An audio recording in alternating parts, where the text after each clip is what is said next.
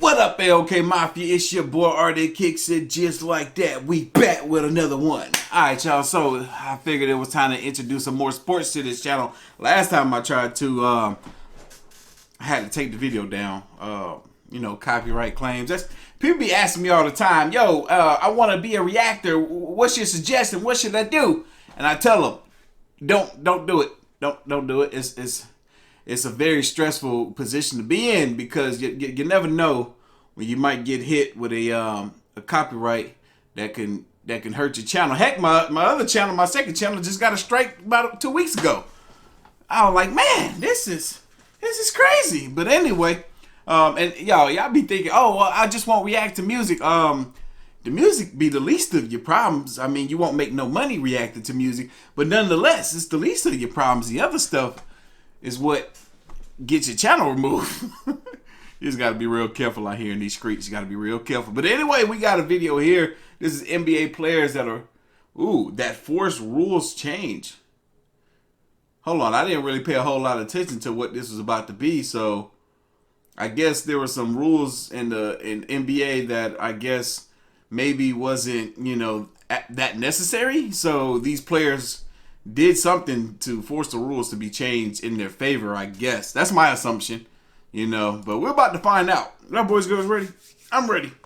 Let's go. NBA player cheated his way into the All-Star game. Another smelled so disgusting that he cleared out an entire locker room. Oh, he must be. Boy, I know they got showers in there, bro. Take your look. Take a bath. These are the NBA players that force rule changes.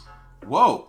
Nothing compares to how James Harden cheated his way to over 30 points per game. What? It all started when a young Harden was traded from the Thunder to the Rockets. The man was a bench player at the time, only averaging 9.9 points per game. But after that trade, he became an NBA superstar, averaging 25.9 points per game. How? That's a 16-point increase in just 3 seasons. How? This kind of improvement in that short of time, that's something hard to believe. So it brought a lot of skepticism to Harden. Was he cheating? Well, the NBA had some suspicions now, and they started keeping a close eye on him. And I wonder, I've always wondered about this man beard. If I let my beard grow out, it will grow out like his. Why he don't shape it up, you know what I'm saying? Like clean up these edges, you know what I'm saying? Like give it a nice little taper, I clean up all this down here. Like mine, I'm letting all this go in right now. It's gonna be James Harden in a minute, but you see where I did what I did. You know what I'm saying? He can do that to his too. I trimmed the mustache down. Even it out. Like I don't know, man. I always wondered about that. Eye on him, and then he was caught doing the unthinkable. What'd he do? See, Harden's been notorious for getting to the free throw line, but during his first year in Houston, he nearly tripled his free throw attempts per game. Just to put things into perspective, people think someone like LeBron gets all the calls. But in 2012, Harden averaged 10 free throws per game, while LeBron only averaged 7. I mean, I guess that's still 7 more free throws than I got, but still, point stands. Harden got 42% more free throws than LeBron. How? And he would do this year after year. It turned out Harden was using an overpowered move that nobody could defend. When a defender would contest Harden, he'd lock arms with them to force a foul call. Oh, I see it. That makes so much sense. And he was able to keep getting away with that. Oh, I would have caught that so quick. Watch this. Harden did a real good job of using the old vet move. Lock his arm. Don't let him get it out of it. Hold it there, James. Yeah. And guess who gets the foul? Oh my God! Look, that's crazy. See, I'm out of the loop with all sports, man. I've been grinding and hustling. Oh man. Josh Hart, the rookie. All right. I know you can't see my face right now, but Josh Hart, that's how I look at him. Dog. He's like, yo, exactly. But anyways, the league was forced to step in, and in 2017, the Harden rule was officially introduced, stating that you can no longer draw a foul by forcing the contact yourself. And if a player isn't already shooting before the call, it's just a common foul. Fast forward a few years, James Harden was recently traded from the Rockets to the Nets, and during all that controversy, Harden put on enough weight to become a big man. And speaking of controversial big men, Shaquille O'Neal is as big of a deal as they come, literally. Yeah. If the NBA hadn't changed a rule because of him, it would have lost them billions of dollars. Now, obviously, during Shaq's career, his ass was nearly impossible to defend. Yeah, big dude. I mean, the man was 7 feet tall and 324 pounds. Woo-hoo-hoo-hoo-hoo! Taking the goalpost down. He was 300 and what? 7 feet tall and 324 pounds. Man, look, this is a little backstory, a little something I gotta throw in the mix right quick, cause y'all remember that chick, what was her name? Snoop? What was her name? The chick that Shaq used to date back in the day. This was like, earlier 2000s, like 2008, maybe 2009. I can't remember what the heck her name was, but I remember I was supposed to have a class with her, but she didn't come to school because she was dating Shaq, and you know, who needs school when you dating a rich guy, I guess. I don't know. Imagine trying to guard that. I don't care who you are. My money's on Shaq, dog.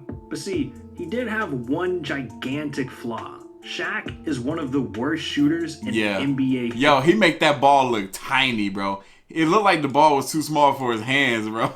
Shooters in NBA history. Horrible. I mean, this man only made one 3-pointer in his entire career. What? I didn't even know that. One 3-pointer in his entire career.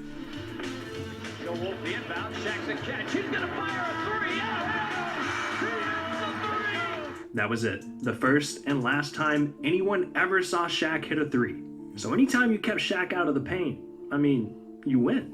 But clearly, that's a lot harder than it sounds. Until the Mavericks developed something called the Hack-a-Shack. Uh-oh. And it looks exactly how it sounds. And there, the Hack-a-Shack. We saw this in both games 1 and 2 in San Antonio. I dare someone to run up and hug me an entire basketball game. We squaring up. MW2, Rust, 1v1. I'll hit you with the 720 insta swap. Oh! But see, teams were hugging Shaq as a strategy to win. They wanted to intentionally foul him, so he was forced to the free throw line. Oh, that's what folks were doing? That's crazy.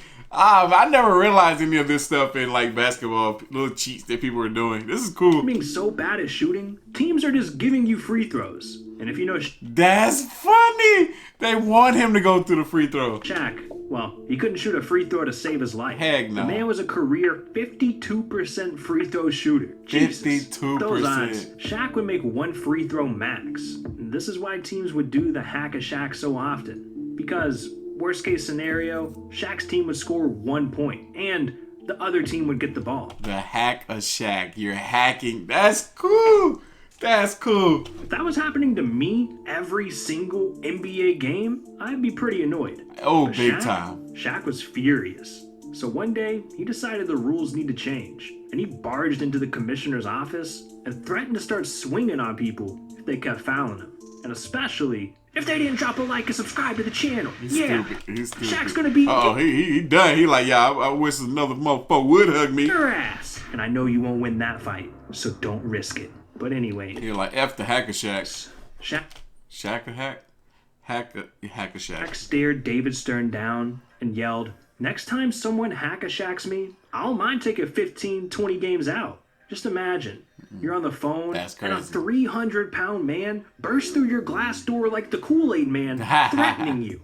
Would you do what he says?" Well, David Stern didn't, so the Hack-a-Shack continued. And it caused some games to last over 3 hours because of all the free throws. It even got to the point where fans were booing their own teams. I mean, imagine someone getting fouled and shooting 30-plus free throws in one game. But not only that, the worst you see what I'm talking about? That ball is so small. He can't shoot a proper free throw. His hand's too big for the basketball. So, enough was enough. The NBA finally added a rule to stop this. Kinda. It stated that any foul away from the ball gives the other team a free throw and possession. The catch was, this only applies during the last 2 minutes of a quarter, so it can still happen to this day. But look, at least Shaq wasn't playing dirty to cause rule changes. I can't say the same for Zaza Pachulia. Now, he's not the most well-known player, but he set a record for causing the most rule changes in a single season. What? And it started in 2017. Coming into the All-Star game, it usually comes down to the best players being guaranteed a spot. Yeah. But something weird happened with the votes. Out of nowhere, Zaza Pachulia started getting more votes than Kawhi Leonard, DeMarcus Cousins, and Anthony Davis. Hold up. What he do? Let's take a look at the stat differences for a second. Kawhi Leonard, 25 points per game. DeMarcus Cousins, 27 points per game. Anthony Davis, 28 points per game. And Zaza Pachulia at a small, pathetic, embarrassing 6 points per game. Disgusting. Mr. Pachulia, are you even playing? What's going on? 6 points? I could score 6 points. It doesn't take a rocket scientist to know that Zaza does not belong. So, the NBA knew something suspicious was going on. A bench player was literally going to be a starter in the All-Star game. What? Well, see, Zaza was born in Tbilisi, the largest city in Georgia with over 3.7 million people. No, not that Georgia. This Georgia. Come on. And because he was the only current NBA player from that city, the entire country rallied together to get Zaza in the All-Star game. An entire... Seriously, the entire country. He's the only player from that country that's in the NBA. country. All of them. But even though he had supporters, he clearly didn't belong with the stars. No. So the league was forced to create the Zaza rule, which basically made the fan votes worth 50% less, putting the control back into the NBA's hands. So now you can only make the game if you actually deserve it, not just because you were a meme or popular in the country you're from. Right. But this was just the first rule change Zaza had that year. That's dope that he's from a different country and able to play in the NBA. Like, I know there's plenty of players from, different parts of the world that's playing in the NBA, but so often you see players from America that can't quite make it to the NBA that go play professionally in a different country. But he's from a different country and playing professionally in America. That's cool. A few months later, he nearly ended a career, and the NBA was forced to intervene. At the time, Zaza was on the Warriors, and they were on a roll in the NBA playoffs. Yep. They steamrolled through the first 2 rounds, sweeping the Blazers and Jazz 4-0. And when the Warriors reached the Western Conference Finals against the Spurs, there were predictions that Kawhi Leonard and the Spurs could pull off an upset. So coming into Game 1, all eyes were on this series. In the second quarter, Kawhi and the Spurs completely took over. Dunks, layups, threes, they were hitting everything, and the Warriors just couldn't keep up. Somehow KD, Steph, Clay, Draymond, and the King Zaza himself didn't look like enough. The Spurs went up by 25 points. This looked like it was going to be the Warriors' first loss in the playoffs. Yeah. But with 8 minutes left in the third, and the Spurs up 76-55, this happened. And Leonard goes down again. And he's in pain again in front of the Spurs bench. I didn't see what he did. Gingerly getting up. Oh. Again, that's what they call all the time when you get your feet into the landing space of the shooter. I saw it looked like he hit his head. Oh, he stepped on his foot. Oh, no, he didn't step on his foot.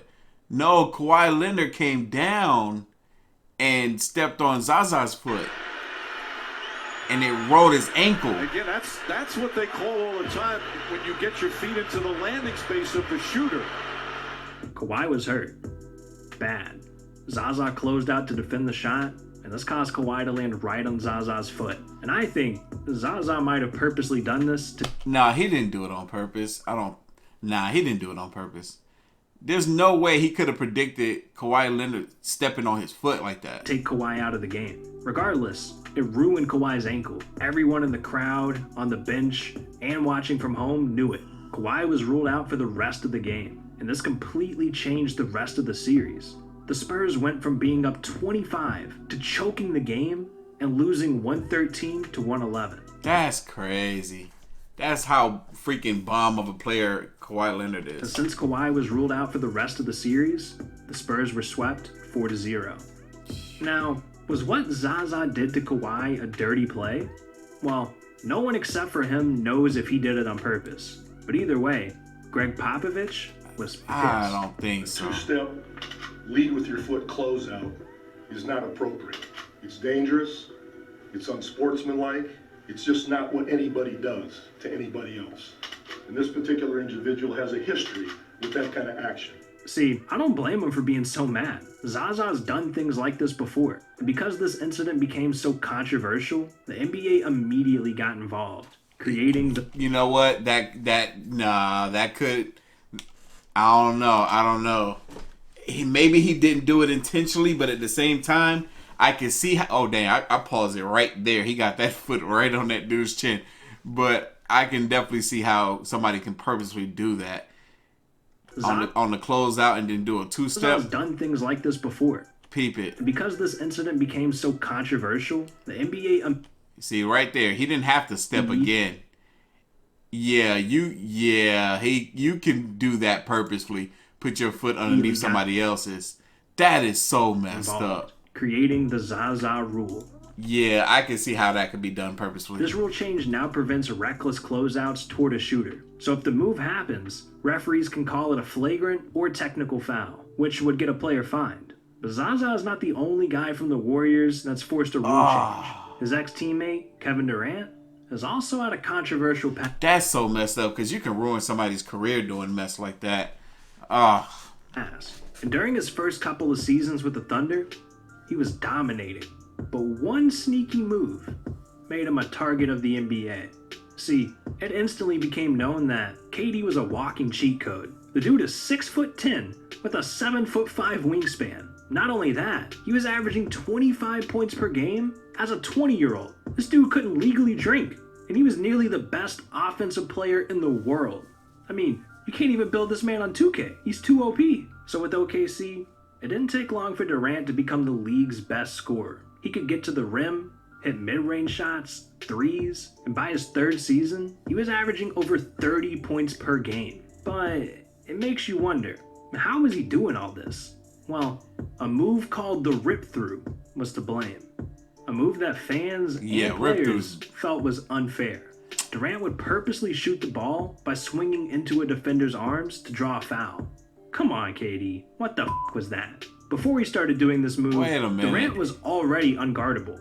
But now, the refs were practically handing him free throws, and the NBA couldn't do anything about it because it was indeed a foul. So they were forced to change it from a shooting foul to a common foul. That way players can't manipulate themselves to the free throw line instantly in a game or quarter. And even though the NBA changed the rules for this, KD still tries to cheat his way into free throws. Just look.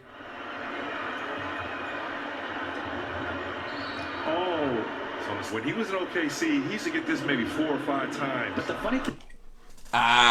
he cheated his way into fouls. Easily, because the dude has his hip guarding him. He got his hip kind of thrusted out towards KD, and all KD got to do is like hit it off the hip and just flail his arms in the air and let the ball go. Thing is, I don't think there was a foul. Look at this dude! Crazy, man. Even being teamed up with Kyrie you see that? and Harden just isn't enough. Well, man, I never knew people was this dirty. Even though Kevin Durant is still causing these controversies, it's nothing compared to a player who smelled so bad, his own teammates forced him to shower. Is that him? He looks stank. Now, you would think millionaire athletes would take their health and hygiene seriously, but some actually smell worse than a homeless man. Just listen to this. Adam Morrison would not shower. There was a problem with him not showering. True or false? True. That was back in the day, though. Yeah, but how'd this argument go between Gerald Wallace and Adam Morrison? He told him to get his butt in the shower. He said, you want to take a shower here. That's what he told him to. He kept explaining, I take showers. I'm just going to go home, man. I want to go home and take my own shower in my own house. He said, man, I don't want to hear that, man. Get in there. Hey, he took that shower, I'll tell you that. Ask Gerald Wallace. Dude, what? Everybody was practicing, and everybody was sweaty. So imagine how bad this man smelt if his own teammates were forcing him to shower. Ridiculous, man. I bet. Adam Morrison's habits were a nightmare. The man would show up without showering, chew tobacco, and spit it everywhere. And it was rumored that he'd wear the same 3 polos for an entire season. Disgusting. Ugh. So because of players like him, the NBA's hygiene rules have gotten more strict than ever. See, hygiene is something you think everyone cares about. Yeah, right. Especially in NBA locker rooms. But some players came into the league not knowing the rules. When Markeith Morris was with the Wizards, he had an experience that scarred him for life. He said, players not wanting to shower. That happens a lot. I had an incident when I was in Phoenix with a rookie who said, I don't use deodorant. I was like, whoa, what the f do you mean you don't use deodorant? You gotta respect other players. It's uncomfortable guarding someone that stinks. That's why I had to explain to him like, bro, you smell. So it's uncomfortable for us to be around you smelling like that. Yeah, man. This is crazy, bro. Oh my God. You would think that this would be an unspoken rule. Ain't nobody trying to be your mama and daddy trying to tell your butt you need to take a shower. You're a grown man. Take your ass in there to go to the shower.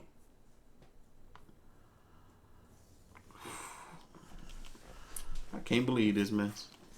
Yeah, I feel you, Markeith. I know a couple people that need your advice for real. Hopefully they're watching this video. But it was even rumored that Markeith took a trip to CVS and bought kits to pass out to smelly teammates. And you know who's on his team right now? Anthony Davis. Markeith brought deodorant, shampoo, baby powder, and he left it at certain players' lockers. Anthony, we're looking at you. There's no way a unibrow that thick is smelling good, okay? The NBA needs to make this dude shave that thing. I'm sorry, that was too far. But anyways, the only promise Markeith made to them to get them to follow the rules was the ladies are gonna like this. Hey. And it worked every time. I mean, you gotta be smelling good or fans will start throwing drinks at you. And that's not the only thing they'll do. They'll flip you off. Hey, that does make sense, though. That does make sense. Hey, the ladies gonna like you more. Duh! They'll try and blind you. Sometimes NBA fans went way too far. Oh, you want to hear more about that? Well, check out this video right here. It's... Shoo! I learned some stuff today I did not think I was gonna learn. I did not realize there was so much cheating going on in the NBA. Little sly, little slick, little stuff that these fools can get away with. That eventually gets picked up because it happens enough times. People gonna catch on to what you're doing. Always. But anyway, y'all know what time it is. Like this reaction, hit that like button, hit that subscribe button. Stay tuned for more. As always, the link to is gonna be down in the description box below. If you haven't already, make sure you follow your boy on the gram, man, Twitter at Artofkickz, and I'll catch y'all in the next one.